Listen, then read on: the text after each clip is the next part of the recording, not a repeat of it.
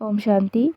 चौथा संदेश, साकार के श्रृंगार का प्रैक्टिकल स्वरूप अव्यक्त स्थिति बनाकर दिखाओ। आज जब वतन में गई तो जैसे ही हम पहुंची तो बाप दादा सामने थे ही, लेकिन क्या देखा कि ब्रह्मा बाबा के गले में ढेर की ढेर मालाएं पड़ी हुई थी। फिर बाबा ने कहा, ये माला उतार कर देखो। माला उतारी तो कई बड़ी माला थी, कोई छोटी। हमने कहा, बाबा इसका रहस्य क्या है? तो बाबा बोले, बच्ची, ये सभी के उलाने की माला है। क्योंकि हर एक बच्चे जब एकांत में बैठते हैं तो बाबा को स्नेह में उलाना ही देते हैं। हर एक बच्चे ने बाबा की उलानों की माला जरूर पहनाई है। बाबा ने कहा, बच्चों को ड्रामा भल याद है, लेकिन प्यारे से प्यारी चीज़ तो जरूर है। अचानक ड्रामा को वंडरफुल देख हर एक बच्चा दिल ही दिल में उलाना देते रहते हैं। यूँ तो ज्ञान बच्चों को है, लेकिन ज्ञान के साथ प्रेम या स्नेह भी है, इसलिए इन उलयनों को गलत नहीं कहेंगे। फिर हमने पूछा, बाबा आपने इसका क्या रिस्पॉन्ड दिया? बाबा बोले, जैसा बच्चा वैसा रिस्पॉन्ड। बाबा ने कहा, मैं भी रिस्पॉन्ड में बच्चों को उलयने की माला ही पहनाता हूँ। वह कौन सी? बाबा ने सुनाया, जो बाप की आश बच्चों में थी वह साकार रूप में बाप को नहीं दिखलाई, तो जो अब अव्यक्त रूप में दिखलानी है। बाबा ने कहा, ये उलैना भी मीठी रोरियान है, ये भी एक बच्चों का खेल पाल है। साकार रूप में जो बाप दादा ने श्रृंगार कराया वह अब अव्यक्त वतन में बाप दादा देखेंगे। ये सीन पूरी हो गई। फिर भोग स्वीकार कराया। मैंने बाबा से पूछा, बाबा आप सारा दिन वतन में क्या करते हो? बाबा ने कहा, चलो मैं तुमको वतन का म्यूजियम दिखलाऊं। तुम तो म्यूजियम बनाने में पहले प्लान बनाते हो, बाबा का म्यूजियम तो 1 सेकंड में तैयार हो जाता है। फिर क्या देखा? एक बहुत बड़ा हॉल था। एक ही हॉल में हम बच्चे ढेर की ढेर मॉडल के रूप में खड़े थे।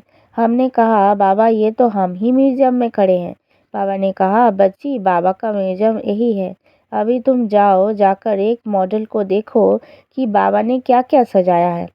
जैसे आर्टिस्ट मूर्ति को सजाते हैं तो बाबा ने क्या देखो बाप दादा ने क्या क्या सजाया है। हम जब मॉडल के पास गई तो हमको कुछ खास दिखाई नहीं पड़ी, पूरी सजी हुई मूर्ति दिखाई पड़ रही थी। बाबा ने कहा, जो मोटा श्रृंगार है वो तो साकार में ही बच्चों का करके आए हैं, परंतु अब अव्यक्त रूप में क्या सजा रहे हैं? सभी श्रृंगार तो है, जेवर भी है, परंतु जेवर में बीच में नग लगा रहे हैं।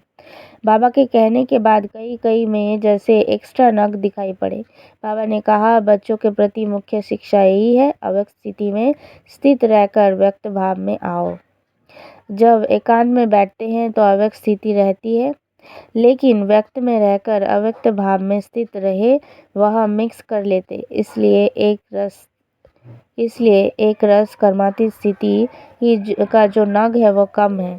जिसके जीवन में जो कमी देखता हूँ वो सजा रहा हूँ। जैसे साकार रूप में यह कार्य करता था वही फिर अव्यक्त रूप में करता हूँ। बच्चों से जाकर पूछना कि सारे दिन में जैसे बाप बच्चों को सजाते हैं ऐसे बच्चों को भाषणा आती है। उस टाइम जो युक्त बच्चे होंगे उनको भाषणा आएगी, बाबा अब मेरे से बात कर रहे हैं, सजा रहे हैं। जैसे मैं अव्यक्त वतन में बच्चों से मिलता बहलाता रहता हूँ, अव्यक्त रूप वाले बच्चे यह अनुभव कर सकते हैं। मैं भी खास समय पर खास बच्चों को याद करता हूँ।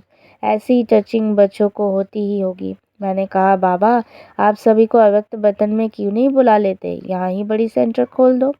अभी तो सभी बच्चे उपराम हो गए। बाबा ने कहा, ये उपराम अवस्था होनी ही चाहिए, हमेशा तैयार रहना चाहिए। ये भी याद की यात्रा की बल मिलता है। ये उपराम अवस्था सहज याद का तरीका है।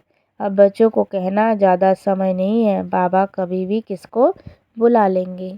ओम शांति।